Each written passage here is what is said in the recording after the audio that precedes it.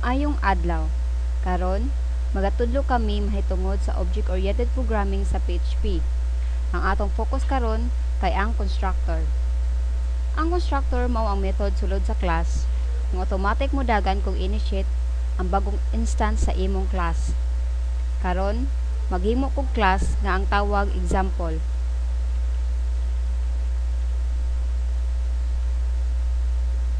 Unya, sulod sa class, magbutang taog method nga hoy.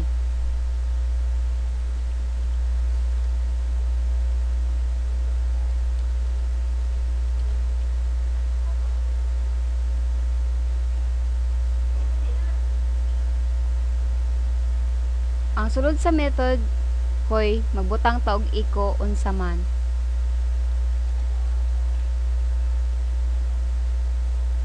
Nakahimo na ta og class example.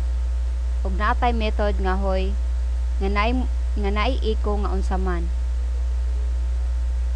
Ug maghimo ta og instance sa class nga example equals new example.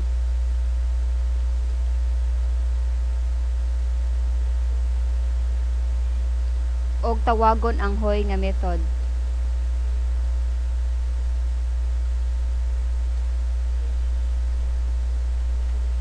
Karon atong i-print og ang unsa man.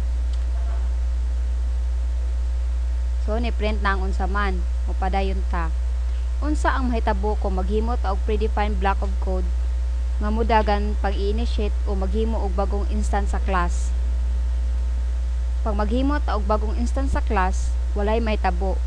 Karon mogamit ta og predefined method nga gitawag og constructor. Ang constructor parehas ra og pamaagi kung mag-declare og method masin isulat nimo ing ani public function construct method.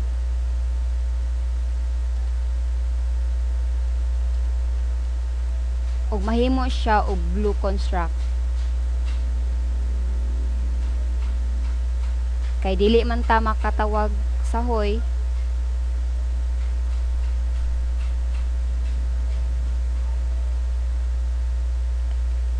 kay dili man ta makakuha og argument, mopadayon ta pagtawag sa hoy.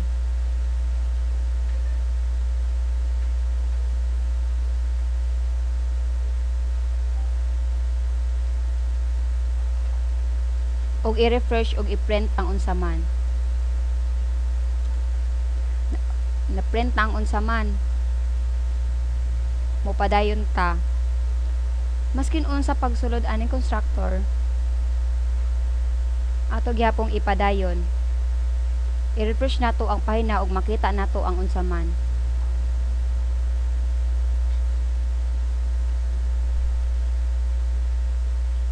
Atong hinganlan ang variable unsa sa construct ug echo ang variable nga unsa sa hoy nga method.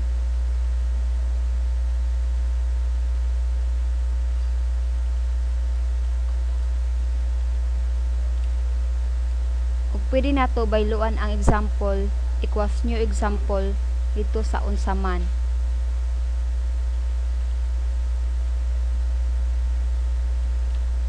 So ang text gipasa sa class example o gipasa sa construct nga method. Dayon gipasa sa hoy nga method.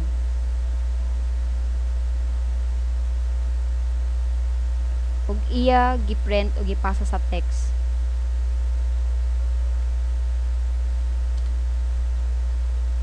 So, ni-print na pod ang unsa man. Balik ta. Karon kini gamit kaayo. Pwede magamit kining constructor method para pag-perform sa block of code. Maura to og daghang salamat sa inyong pagpaminaw.